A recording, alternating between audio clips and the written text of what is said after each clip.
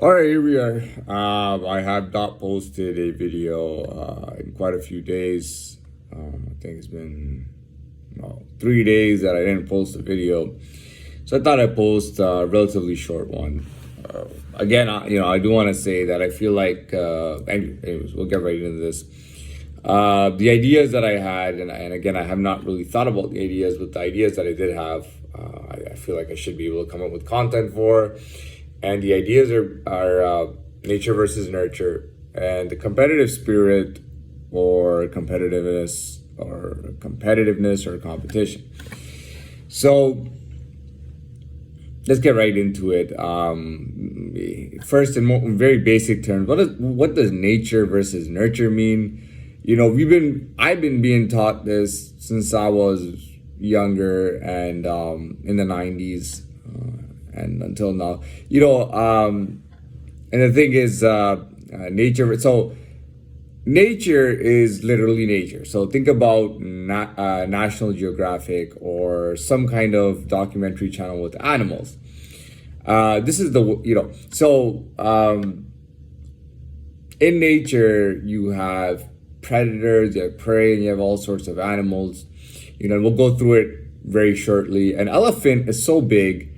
Although he's an herbivore or a herbivore, the elephant is so large that nobody can really hunt it or prey on it. That's how big it is when we're talking about the animal world. A lion may eat a zebra. Hyenas may try to steal food from the lion. When there's typically it's 15 or 20 of them. You need 15 or 20 hyenas to make a move against one or two lions, typically. So that's okay. So that's out of the way. So nurture is more like, this is not fair. You gotta remember, these are laws of the planet, and these are even animals have laws just like us, and we share traits with animals. We share our planet and laws and traits with animals and ecosystems with animals. One thing we can say is that nurture seems to go against this. I find that nurture is unreasonable. And we have a lot of nurture in the modern day, and it doesn't really make any sense at all. Nurture looks at it and goes, poor zebra was minding his own business, living there, and this lion comes and eats him, or this whole lion pride. Now, lions are carnivores, and they eat meat, meaning that if the lion doesn't eat the zebra, he will die. Right? So we call this a circle of life, or we call this nature. It comes down to basically a hypocrisy and a completely disillusioned idea of life in the public. So the public's looking at it going, oh, that lion's in the zoo. He's not hunting anything. He's not killing zebra. He's not killing any animals. Now, at the same time, how does the lion eat? You feed it zebra meat, but you just give it to him in steaks. So you throw him a steak, he eats it. The next day you throw him a steak, he eats it. And every day you throw him a little steak. At the end of the day, it's the same thing. He's still eating zebra. Right? Now, this actually ties into the whole competitive spirit, competitiveness. And I'll say this once again. I've said it in past videos. When I was a child, from the moment we were very young, as far as I can remember, we were always taught that, whether it was gym class or recess or academic competitions or anything, we were taught to always try your best. Winning is very important, but if you do lose, try to lose gracefully. Try to lose in a way where you learn from it and come back better. Again, we were taught to try. We were really told that, especially now, I don't know how things, I know that things don't work the same today. I see how the kids are taught and made and bred today, and it's totally different, and it's very weak. And again, it's more on the nurture side. When we were in the 90s, they would literally tell us, listen, you don't know what your glass ceiling is.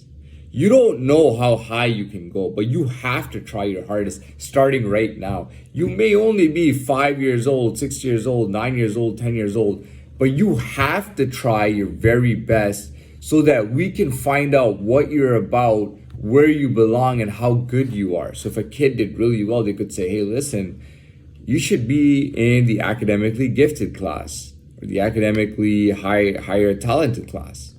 You need to be in a lesser class. You have a natural knack for a sport like soccer, for example, or baseball.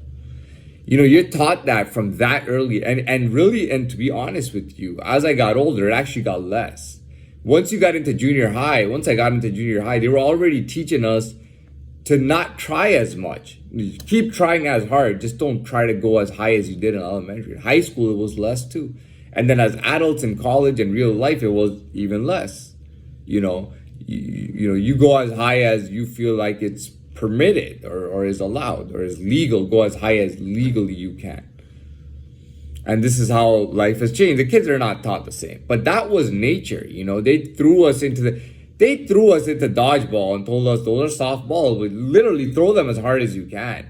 You know, if you see someone who's too weak, if you see a girl and you're a boy or you're a strong boy, or if you see someone who's too weak or they're too close or they're not looking at you, maybe they're tying their shoelaces or something, in that moment, still throw it as hard as you can. Just don't go higher than their legs. So try to hit them in their legs because that won't really hurt them. But don't hit someone right in the face who's standing there who can't really defend themselves that well. You know, just hit them in the leg or something, but still throw it hard. We were taught that right away. Go in there and dodgeball, dodge it, do whatever you have to do. And at the end of the game, we'll have one person. If it was 15 on each side or 10 on each side, at the end of the game, there's one person on each side, which is which is usually indoor and half of a gym, and you can't cross the line. And basically, they go at it with 10 dodgeballs laying on the ground and try to see who's going to be the last one there. I'm not saying I was the best or anything like that, but I'm just telling you the mentality that we were taught with. If somebody genuinely beat me, I was like, oh, wow, that person did so good. Did you see how high they got? Did you see how good they got? And that was the way that we were raised, you know. Okay, so I want to talk about, again, nature versus nurture and competitiveness. It falls into the same thing. But, you know, in today's day, it's really weird. It's like, you know, if I go play soccer, and I've experienced this, and let's say there's a guy, let's say he's black, for example. And this is not a big deal in Europe. In Europe and Latin America, if you're Latin and there's a black guy or something, that you don't, like, it's not like, oh my God, you know, you shouldn't try as hard, or oh my God, don't beat him at the sport, which they do in North America. You know, in Latin America, and that's why North America sucks at soccer, by the way. You know, in Latin America and Europe, it doesn't really matter if a guy's black or white. It doesn't matter if he's Austrian or he's German and he's so strong. It doesn't really matter in Europe because you go at guys and you play the same way that you always play. You know, here, and I've experienced this. I mean, we were playing soccer. There was a guy that was actually pretty good at soccer. He was pretty good, you know, and he was black and he was very large. I mean, like, he was really tall, really strong, really powerful. And, you know, I was getting really, really negative feedback from even people just watching, because they're saying that I'm a white boy. And then, you know, there's all these hypocrisies. I'm a white boy, but I get treated worse than every other race. Like, these people have made such enemies, you know, even from just hating me, they've made their own enemies out there. They weren't even in my world. I wasn't even existing in their world, and making enemies with me caused them to make enemies with others who were just as strong or stronger than them in their worlds. But yeah, again, they were discouraging me that I shouldn't do anything, and I still went in there and I took the ball off the guy, I bodied the guy, I deked the guy, I scored, I did everything on that guy. And I wasn't gonna treat him special because he was a different race. I wasn't gonna treat anybody special. I was gonna go at it and play soccer the way I wanted to play. And that happens in North America. You know, it's funny. A lot of in North, and I don't want to say this too much, but I'll be honest. In North America, and there's no race excluded, but in North America, you know, every race is taught. Every girl to woman of any age in this world is told, encouraged to date outside their race. I'm not saying that they should or should not or what the deal is, but I'm just telling you the reality is, like, even if a girl doesn't want to date a guy, it couldn't even be because of his race. Maybe she just doesn't like him. They'll put pressure on her that you should date him anyways because he's outside your race. You know what I mean? She might not even want to get with that guy, and they're trying to push that on the girl. I'm not saying that that's right or wrong. I'm just saying that, it should be kind of even. So if like at the end of the day, if you're pushing for people to date in their race, why not also encourage when it's proper or it helps or it's beneficial to date within their own race? Right? And that's one of the examples I wanted to talk about. And that happens in, and that's a funny thing. Sometimes there's these white people who think they're so superior. And really, let's be honest, the whites in North America are lower class than the ones in Europe. And that's obvious. I'm not going to get into that. That right there will separate my audience. But, the white people here, they have this superiority complex, but yet, and they're always afraid that their women are going to date outside the race. And then, and then that happens all the time here. And it's not like that in Europe at all. That covers nature versus nurture and competitiveness. And finally, to end this off, just to make it simple again, people don't want competition. People don't want survivors. People don't want people who are talented or really good going up against each other with skills and all that. People want to protect everybody, make everybody comfortable and safe. Even a bum who's worthless, they don't want him to die. They're giving him charity, a place to live, and money, and everything he needs so he doesn't die, to comfort him, right? And that's not what the American dream is about, and that's not what we were about. We were about, if you go as high as you can, sky is the limit. That's what we were taught, the sky is the limit. So don't think that, I'm happy making $50,000 a year, and you could be making $5 million a year, $10 million a year, or you could be worth $100 million. You go that hard. You go as hard and you try as much as you can. And that pretty much falls into all the ideas that I was talking about. One last thing, and I just want to make this clear. So a lot of whites here in the white community, or even in the police community, they were always throwing at me to come in and basically serve them, to be lower than them. And they literally would word it like that. Like they was so obvious. They wanted me to work for them and be lower than them because they thought I was Latin. And they wanted me to do that. And, they wanted me to say that I was another race, that I was an Arab or a black, and they kept putting me under them. And, I'll say this today, and this is the truth. If you put, these guys are lower class. If you put a guy like me and you took 5 of them to Europe and they acted like that, I guarantee you know what the Europeans are going to say? Doesn't matter if it's Germany or Switzerland or Denmark or Sweden or Romania. Doesn't matter where it is, because I'll tell you right now, you know what the people are going to say? Doesn't matter where in Europe it is, okay?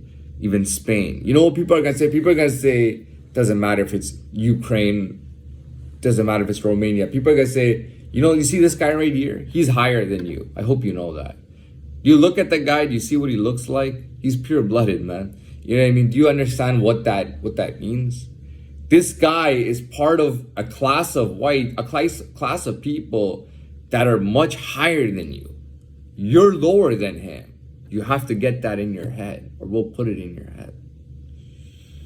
And that's the truth, It's crazy because sometimes and I don't want to talk shit, but the truth is, it's like somebody weaker than you trying to bully you. What are you gonna do? You're gonna eat that person for breakfast, man. If I'm a shark and a tuna's blocking my way or trying to block me from eating fish, I'm gonna eat that tuna regardless. You know what I mean? And sometimes that happens even in like the States. It's like Latinos go, yo, who the fuck do you think you are, man? I'm gonna put you on your knees and get you to like say uncle and say, please, I want to tap out, man. Just leave me alone, man. I don't want to, I just want to call uncle. Calling uncle means that you quit. I just want to quit, man. I don't want any of this, man. And that's a reality, even in the States, they, and there's nothing wrong with that, by the way. I don't respect a lot of whites in North America because of the way that they were treating me before. I don't respect them at all. And I know I'm higher than them. And we all know in Europe we're higher than them. These guys have nothing on anything. And they're playing a game that, they're writing a check that their mouth can't cash. Anyways, I'm done with this. I feel like I put out a strong message once again. And we'll get this up as soon as we'll get it up.